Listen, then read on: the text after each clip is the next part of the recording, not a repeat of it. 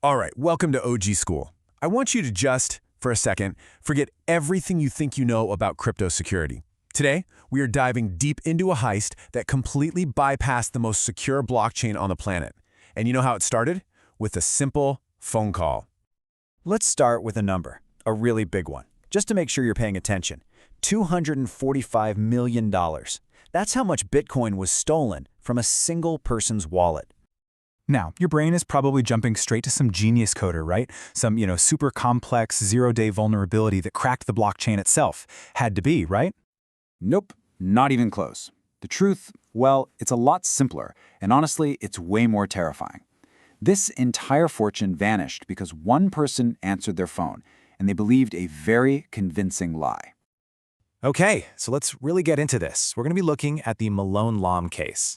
And this is a textbook example of how the biggest threat to your crypto isn't your tech, it's your mind. So, look, this was not a failure of the Bitcoin network. Not at all. This was a failure of human nature. And the masterminds behind it, not some shadowy state-sponsored hacking group, it was two guys, 20 and 21 years old, barely out of their teens. So the big question is, how on earth did they pull this off? Well, it wasn't just one thing. It was a carefully staged performance. Let's break down exactly how this deception worked. So it all started with this call. They faked the caller IDs so it looked totally legit, and the script they used, it was designed to create instant panic. They made the victim feel like their savior just happened to call at the perfect, most critical moment. You gotta understand, this wasn't a smash and grab. It was a slow, methodical manipulation. And just notice how each step builds on the last one. First, they soften up the target. They prime the victim with fake security alerts for days, just to get them panicked and on edge. Then they call, pretending to be the exact people who can fix the problem. And from there, it's just a gradual escalation of trust and access, until bam, they have complete control. So what this case really shows us, in brilliant, terrifying detail, is the one vulnerability we all share.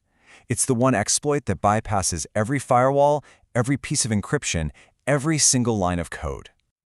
And this is the official term for it, social engineering. You see, it's not about hacking computers, it's about hacking people. The attackers exploited the most basic human emotions, that deep fear of loss and our natural trust in authority, to get exactly what they wanted. And for your own crypto journey, class, this is a core lesson. I mean it, you can have the best tech in the world, firewalls, encryption, hardware wallets, the whole 9 yards. But if you don't have strong human security, it is literally like leaving the vault door wide open with the key just sitting in the lock. So how in the world do you defend against something like this? Well, it's not about finding one magic tool. It's about building a layered defense. So let's build your security playbook right now. And we're going to start with the most important layer of all, your mindset. Okay, rule number 1.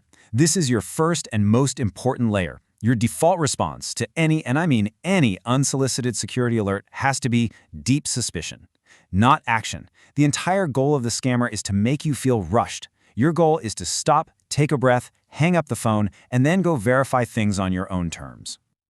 I want you to train yourself to spot these red flags. It's like a little alarm bell that should go off in your head. If you hear someone creating this false sense of urgency, if they're pretending to be from a company, or if they start asking for codes or info, that is your signal. The conversation is over.